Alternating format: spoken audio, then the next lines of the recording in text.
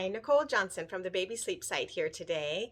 And today I have tips about wake windows. Before I get to that, please hit that bell and subscribe to our channel. I'm trying to get to 1,000 subscribers and you'd really help me out. I can't wait to give you more tips, so please like and subscribe to this video.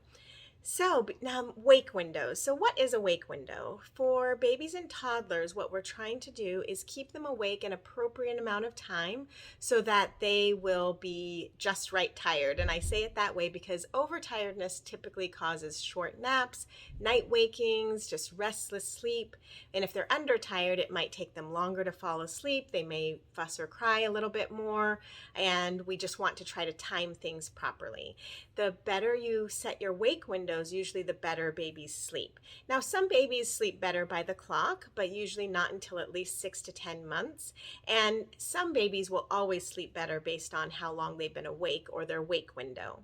So what are appropriate wake windows? Well, that depends on age, and I will put a link in below this video with my wake windows chart so that you can kind of cross-check your baby's age and what their wake windows should be. But in general, newborns typically have very short wake windows, sometimes as short as 45 minutes, and then it gradually gets longer to 90 minutes.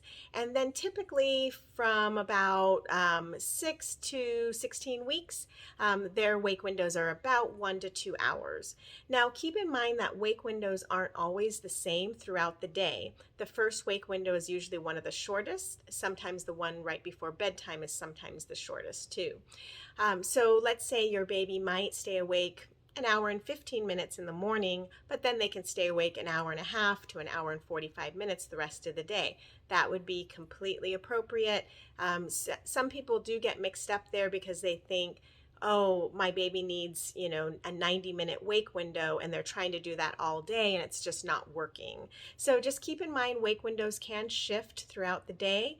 I would say once they're on a 3-nap schedule, which is somewhere around 5 to 6 months old usually, typically it's the shorter wake window in the morning, and then a medium wake window before their second nap, and then their longest wake window is usually before their third nap. Now, as they get older, then wake windows typically go from 1 to 2 hours. They go to 2 to 3 hours, and then we typically see anywhere from 2.5 to 3.5 hours, and then before they transition from 2 naps to 1 nap, we'll see 3 to 4 hour wake windows, and then we'll start to see 5-hour wake windows before and after the nap on a 1-nap schedule, and then over time that might gradually increase to 5.5 hours, sometimes 6 hours at 2 years old.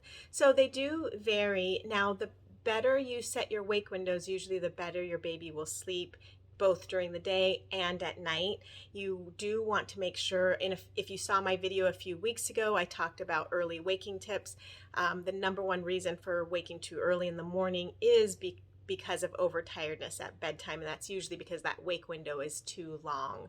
Now, sometimes we can't have perfect wake windows. Sometimes we can't help it. If your baby is starting to transition from 3 naps to 2 naps, and that sometimes they skip their 3rd nap and sometimes they don't, sometimes we can't always control that they're going to be overtired before bedtime. That's just part of having a baby. They're not robots. They're going to change from day to day, and we just have to start watching for signs that it's time to move to the next schedule, which means you adjust the wake windows so that they won't be awake too long before bedtime. So I hope these tips were helpful for you. I hope you found your baby's perfect wake window so you can get great sleep. Once again, my name is Nicole Johnson from the Baby Sleep site. Please like and subscribe to this video, and have a great day and happy sleeping.